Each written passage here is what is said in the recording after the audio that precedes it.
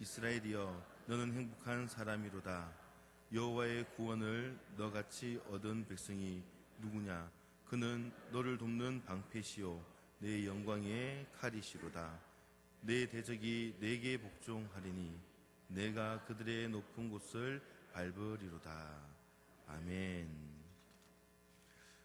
오늘 말씀은 지난 10월 25일 말씀을 전해주셨던 대전 새로남교회 심하고 계시는 양혁승 목사님께서 말씀 전해주시겠습니다.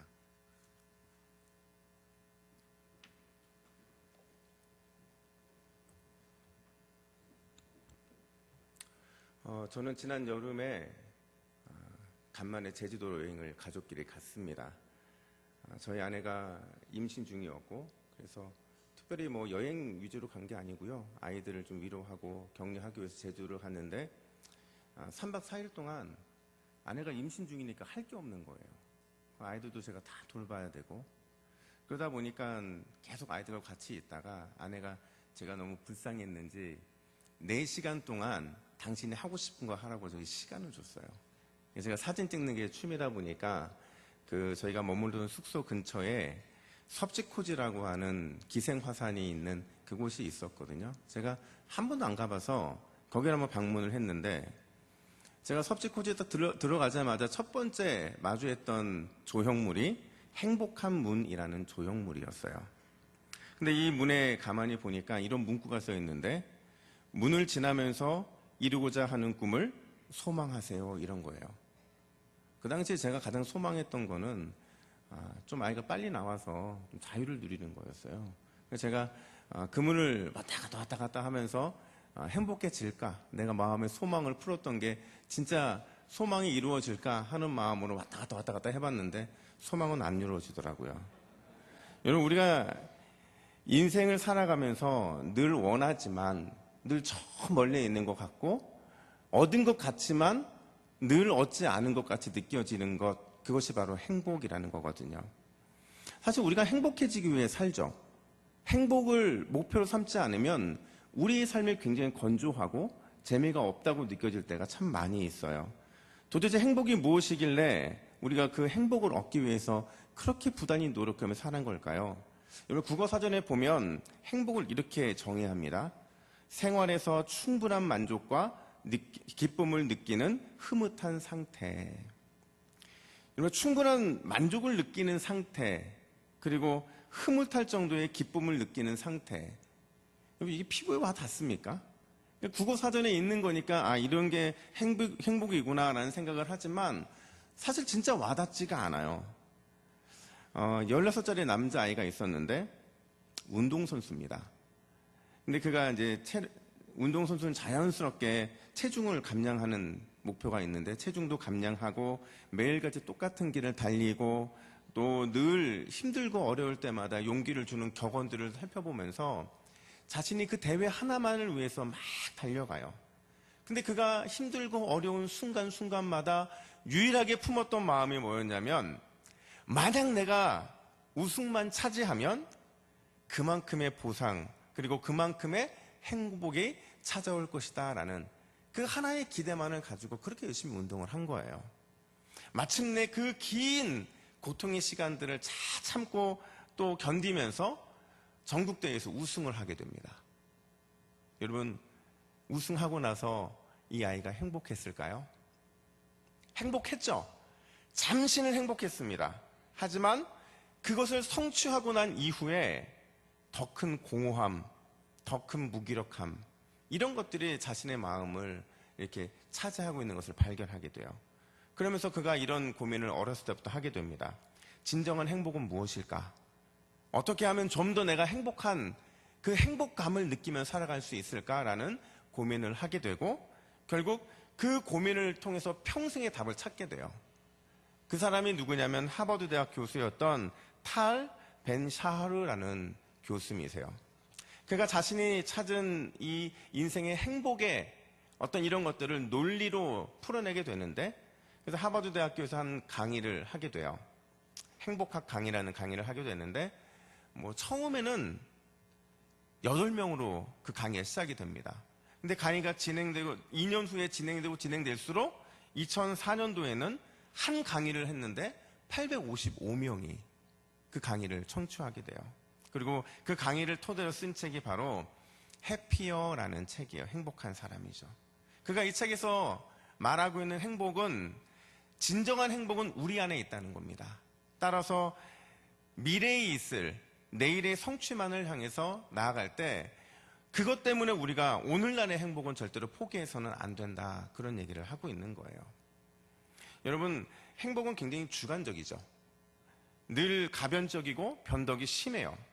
현재의 감정이나 상황 때문에 내가 행복하고 있는지를 늘 점검할 때 자꾸 바뀝니다. 기준이 없기 때문에 그래요.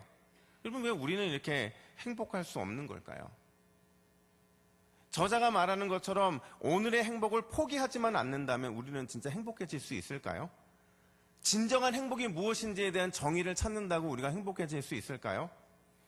행복해지는 연습을 해서 좀 더 웃고 좋은 일들을 많이 찾아다니면 진짜 우리가 행복이 우리 안에 찾아오게 되는 걸까요? 과연 어떻게 해야 우리가 행복감을 느끼고 살아갈 수 있을까요?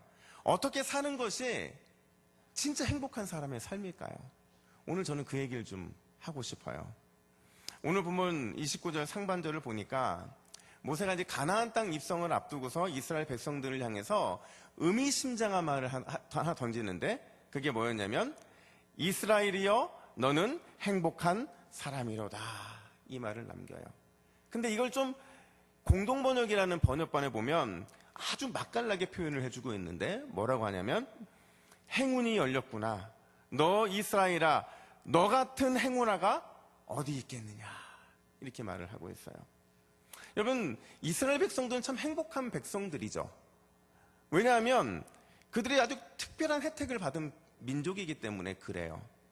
거두절미하고 이스라엘 백성들이 광야에 있었던 40년만 이렇게 조명해 보더라도 그들이 얼마나 하나님의 어마어마한 보살핌을 받았는지를 우리는 알 수가 있어요.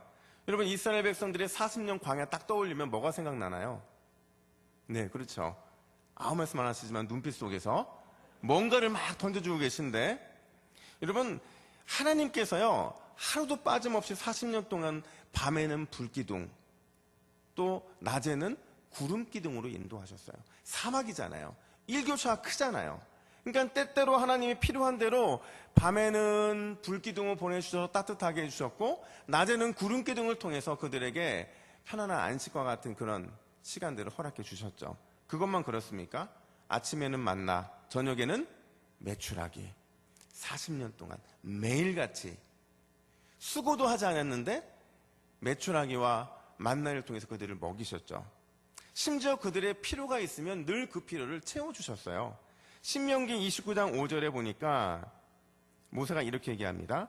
주께서 40년 동안 너희를 광야에서 인도하게 하셨거니와 너희 몸의 옷이 낡아지지 아니하였고 너희 발의 신이 헤어지지 아니하였으며.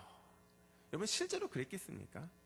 그들이 신었던 신발과 옷이 실제로 전혀 40년 동안 한 번도 낡아지지 않았겠어요? 아니에요. 낡아졌죠? 신발도 닳았을 거예요. 근데 닳았다고 느껴지지 못할 만큼, 옷이 헤어졌다고 느껴지지 못할 만큼 하나님께서 그들의 필요를 다 채워주신 거예요. 그들이 받았던 이 경험이, 이 사랑의 축복의 경험들이 얼마나 농도가 짙었는지 약 1000년 정도가 지나서 믿음의 후손이었던 느헤미야가 뭐라고 고백을 하냐면, 느헤미야 9장 21절에 보면 40년 동안 들에서 기르시되 부족함이 없게 하심으로 그 옷이 헤어지지 아니하였고 발이 부르트지 아니하였사오며. 여러분, 40년 동안 주님이 길러주셨다는 거예요. 어떻게? 부족함 없이 길러주셨다는 거죠. 근데 여러분, 진짜 대단한 건 뭔지 아세요? 이스라엘 백성들이 출애굽해서 40년 동안 광야에 있는 동안에요, 그들은 무기가 없었어요.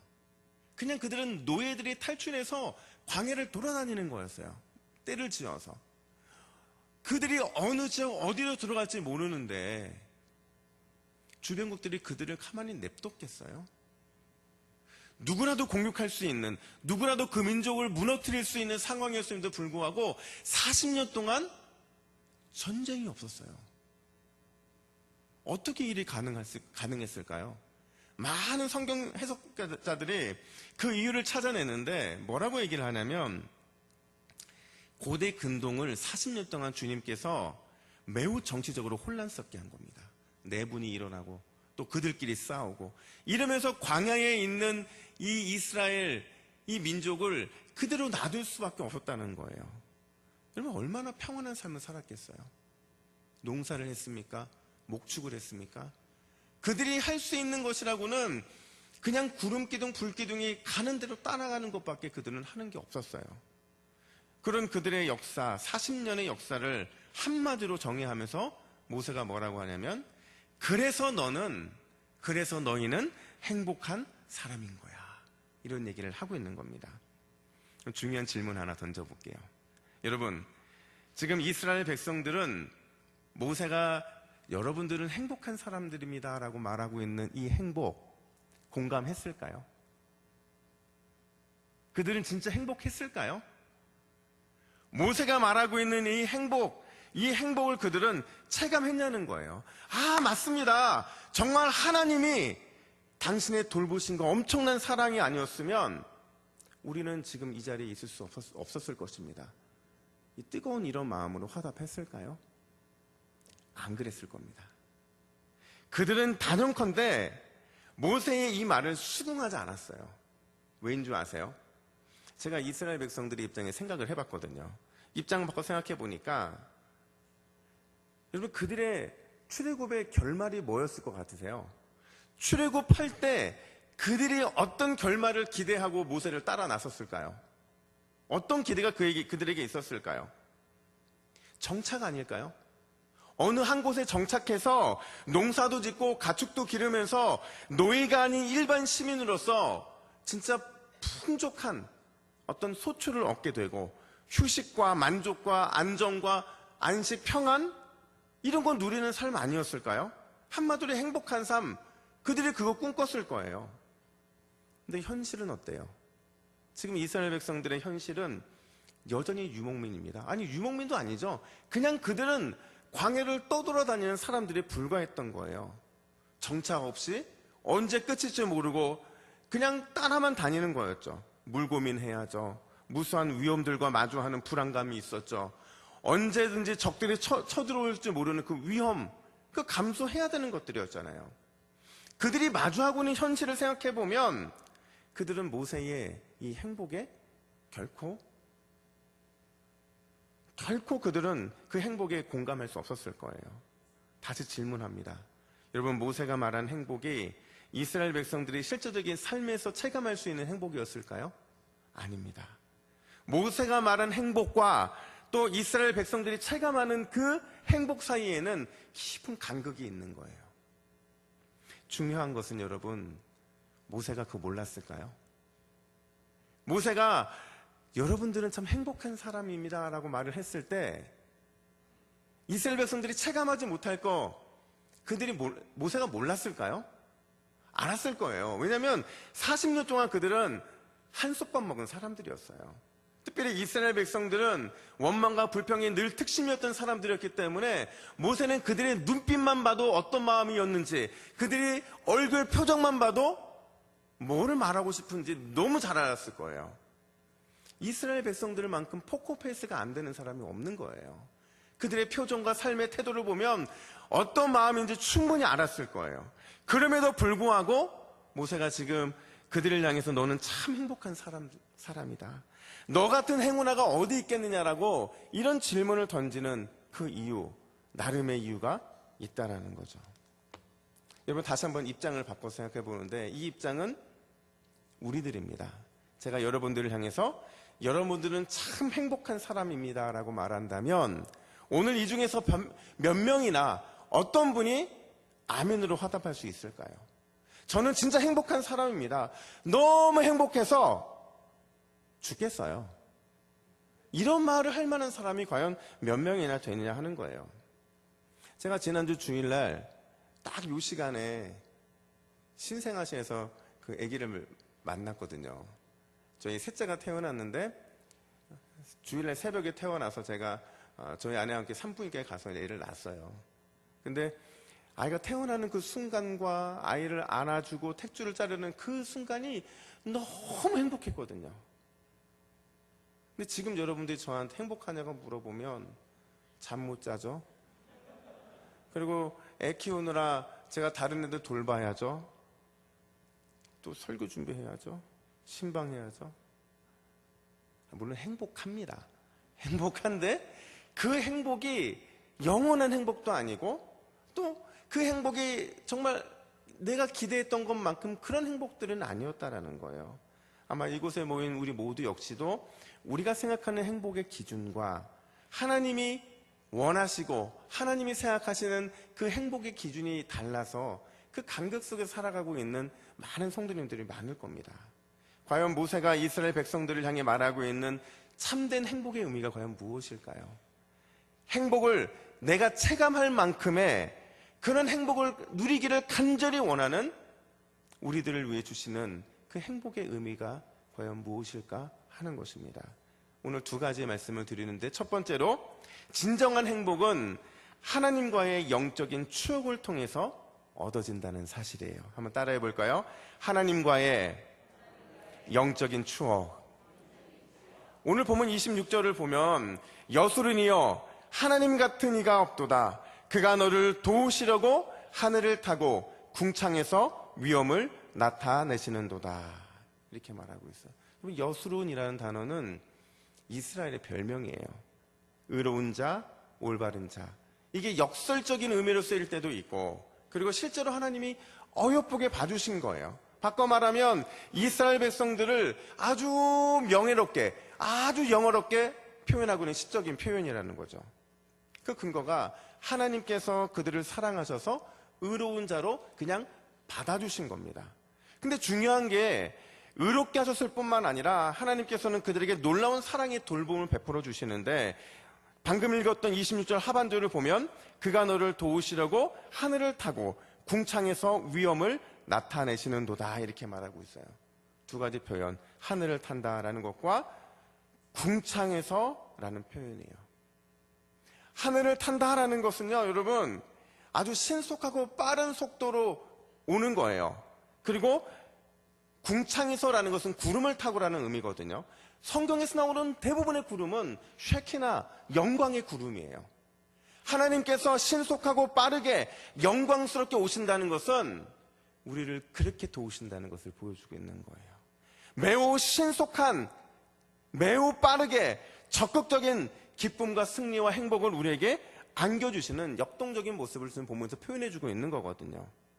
유진 피터스 목사님이 메시지 성경에서 이 본문을 어떻게 설명했냐면, 그분은 너를 도우러 하늘을 타고 그분의 위엄으로 구름을 타고 오신다 이렇게 말하고 있어요. 그래서 모세가 뒤를 돌아보니까 하나님이 너무 신속하게, 너무 적극적인 순서마다 너무 적극적으로 극적인 기적들과 은혜를 우리에게 보여주셨다는 거죠. 그래서 그는 이렇게 고백합니다.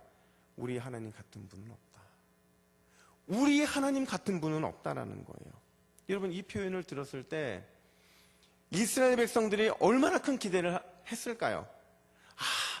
그때도 하나님이 우리에게 함께 하셨지, 그때도 신속하게 우리를 도와주셨지, 그 덕분에 우리가 승리할 수 있었지, 이번에도 반드시 그럴 거야.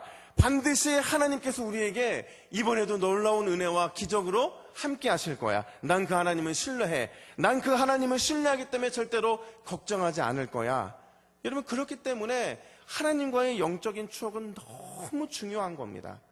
그분을 인격적으로 만났던 바로 그 기억들, 그분이 나를 도우셨던 놀라운 기적들의 체험들, 그분만 생각하면 눈물이 흘렀던 그 은혜의 감격들, 첫 순간들, 내가 기대했던 것보다 넘치도록 채워주시는 하나님의 놀라운 은총들, 이 모든 것들을 떠올릴 때 우리 안에 얼마나 큰 행복과 기쁨이 넘치는지 모릅니다.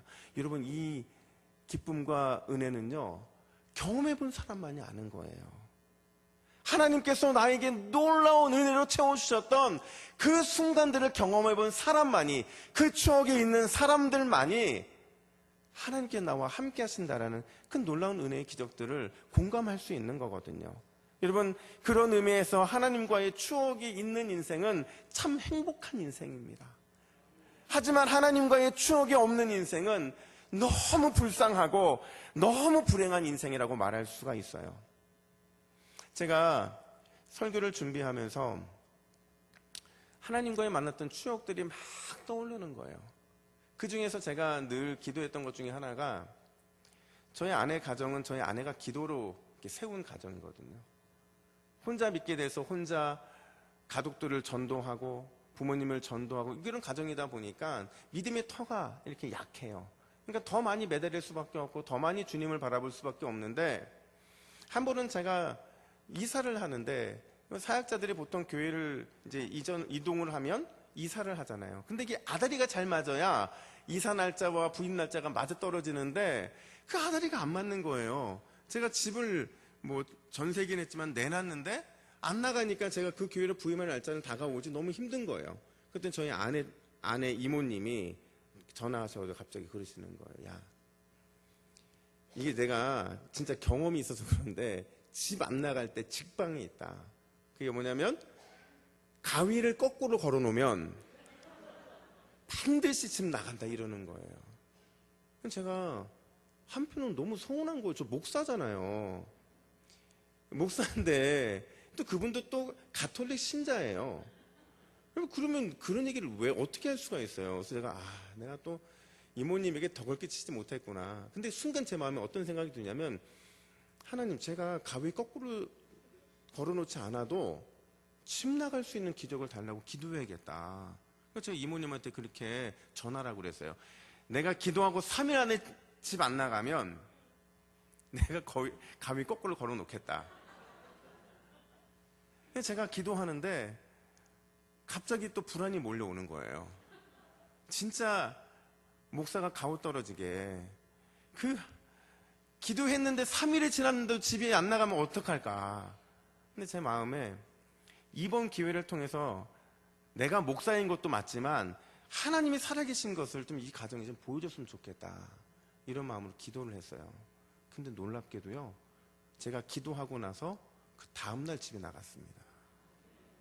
여러분, 이런 추억이 있으면 하나님이 살아계신 게 느껴져요. 그러니까 저는 이사하는 거 별로 걱정하지 않습니다. 왜냐하면 하나님께서 갈 길과 머무를 곳을 늘 인도하시기 때문에 그렇다는 거예요. 여러분, 하나님과의 좋은 이 추억의 기억들은 영원하게 우리의 믿음의 디딤돌이 되는 줄로 믿습니다. 그러면 좋은 추억의 결과가 뭐냐? 28절을 보세요. 28절 말씀을 우리 같이 한 목소리로 읽겠습니다. 시작! 이스라엘이 안전히 거하며 야곱의 샘은 곡식과 새 포도주의 땅에 홀로 있나니 곧 그의 하늘이 이슬을 내리는 곳에로다. 아멘.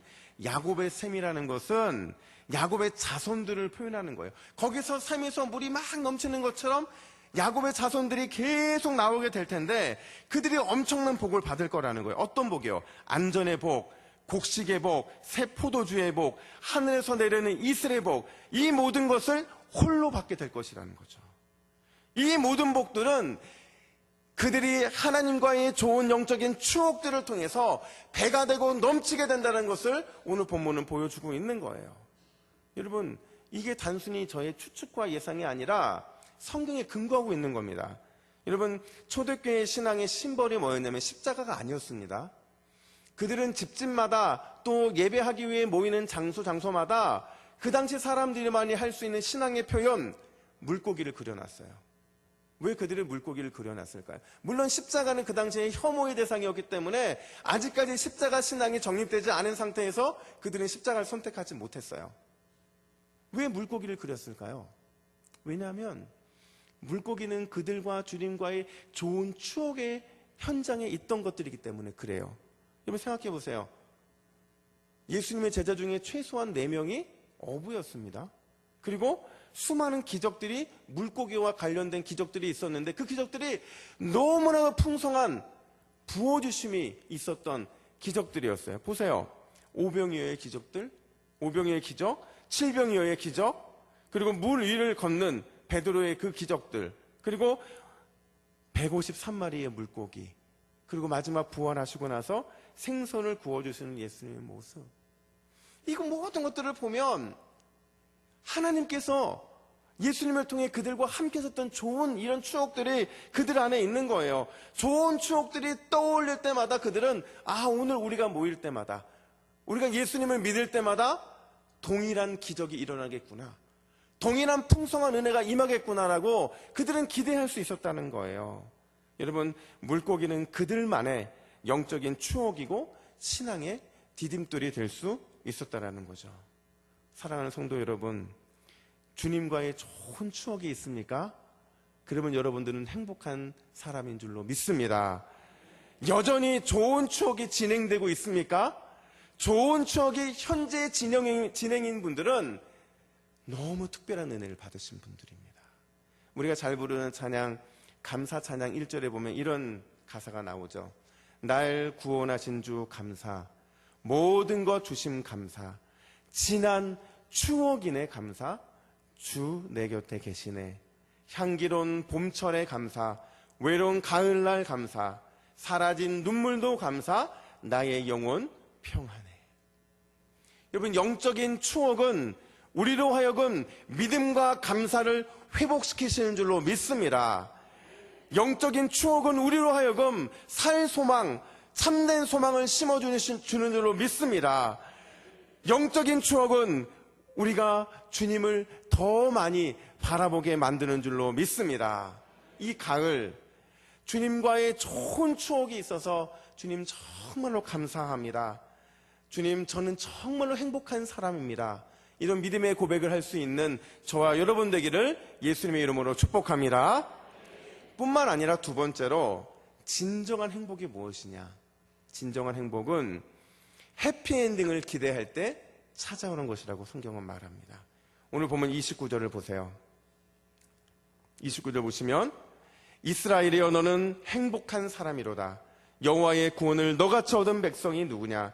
그는 너를 돕는 방패시요 내 영광의 칼이시로다. 내 대적이 내게 복종하리니 내가 그들의 높은 곳을 밟으리로다. 아멘. 이게 마지막 모세의 유언이었어요. 여러분, 누군가의 유언은 마지막 그 말이 굉장히 중요합니다. 다른 말들은 다 잊을 수 있어요. 하지만 모세가 했던 이 마지막 말만큼은 이스라엘 백성들의 그 가슴에 새겨졌을 거예요. 오늘 핵심적인 단어들을 보세요. 행복, 구원, 방패, 영광, 칼, 대적, 복종, 높은 곳. 이 단어들은요, 과거 그리고 현재, 미래를 묶어주는 단어들이에요. 하나님께서 그들에게 베풀어 주셨던, 이미 과거에 베풀어 주셨던 놀라운 은혜들, 여전히 그들과 함께 하셔서 지금도 부어주고 계신 하나님의 놀라운 은혜의 복들, 그리고 장차 그들이 누리게 될, 미래에 경험하게 될 놀라운 믿음의 결말들, 이 모든 것들을 그들로 하여금 기대하게 만드는 그런 단어들이라는 거예요. 여러분, 그들이 왜 이런 축복을 받았습니까? 그들이 왜 이 행복의 조건들을 누릴 자격을 부여받았습니까? 그들은 여호와의 구원의 백성이기 때문에 그렇다는 거예요. 하나님의 자녀이기 때문에 그들은 이런 복을 누릴 수 있는 거죠. 그래서 모세가 물어보고 있는 거예요. 여호와의 구원을 너같이 얻은 백성이 누구냐? 이렇게 물어보고 있는 거죠. 특별히 29절 중반절을 보세요. 그는 너를 돕는 방패시요 내 영광의 칼이시로다. 내 대적이 내게 복종하리니 내가 그들의 높은 곳을 밟으리로다. 여러분, 무슨 말이에요? 여호와께서 너의 방패가 되신다는 거예요. 너의 칼이 되신다는 거죠. 방패와 칼은 전쟁을 하기에 필요한 도구들입니다. 어떤 전쟁을 치르든지 너희들은 여호와의 방패 막아주심을 경험할 것이고, 어떤 전쟁이든지 너희들은 여호와께서 직접 싸우시는 날카로운 칼을 경험하게 될 것이다. 그 결과가 뭐냐면 원수들이 배로 기어서 나오는 거예요. 그리고 그들의 등을 밟고 승리의 기쁨, 승리의 노래를 부르게 되는 것, 그것이 29절 중반절의 의미라는 거예요. 한마디로 완승한다는 거죠. 완벽한 퍼펙트한 승리를 그들이 얻게 될 거라는 거예요. 여러분, 상상해 보세요. 지금 이스라엘 백성들이 가나안 들어갔습니까? 지금 그들이 가나안 땅에서 한 민족이라도 맞붙어서 싸워서 승리한 상태입니까? 아니요. 그들은 여전히 가나안을 기다리고 있는 상태이고, 여전히 그들은 가나안 땅에 들어가서 무엇인가를 해야 되는 사명과 의무를 받은 사람들이에요. 근데 이 말을 들었을 때 너희가 이미 이 게임에서 이긴 게임이다. 이 얘기를 들었을 때 얼마나 큰 힘이 되었겠어요. 얼마나 놀라운 큰 위로와 격려가 되었겠냐 하는 거예요. 적들이 눈앞에 있는데 여호와께서 그 어떤 적들도 다 무찔러 주신다고, 다 막아 주신다고, 온갖 무기로 무장하고 있는 그들을 아무리 그들이 강한 힘으로 기다리고 있다 할지라도 주님이 그들을 무너뜨리시겠다는 그 약속의 은혜의 영광스러움의 말씀을 주시는데 얼마나 큰 기대와 격려가 됐겠습니까? 여러분, 그 기대감과 그 놀라운 하나님 주시는 이 간절한 소망들은 주님의 구원받은 백성들만 누리는 것인 줄로 믿습니다. 오늘을 살아가는 우리의 믿음의 성도들에게 필요한 게 바로 이 믿음이라는 거예요. 결국 너희는 세상에서 완승, 퍼펙트한 승리를 얻게 될 것이다. 왜냐하면 하나님이 너희의 방패, 너희의 칼, 너희의 승리의 보장이 되어주실 것이기 때문이다. 너희의 원수가 너희의 발 앞에 꿇을 것이고 너희는 그들의 등을 밟고 완전한 승리를 경험하게 될 것이다. 여러분, 하나님의 역사의 마지막은 항상 해피엔딩인 줄로 믿습니다. 어느 유치부에서 있었던 일이에요. 전사님이 이제 설교를 하는데 그날 설교가 아브라함이 이삭을 바치는 설교예요.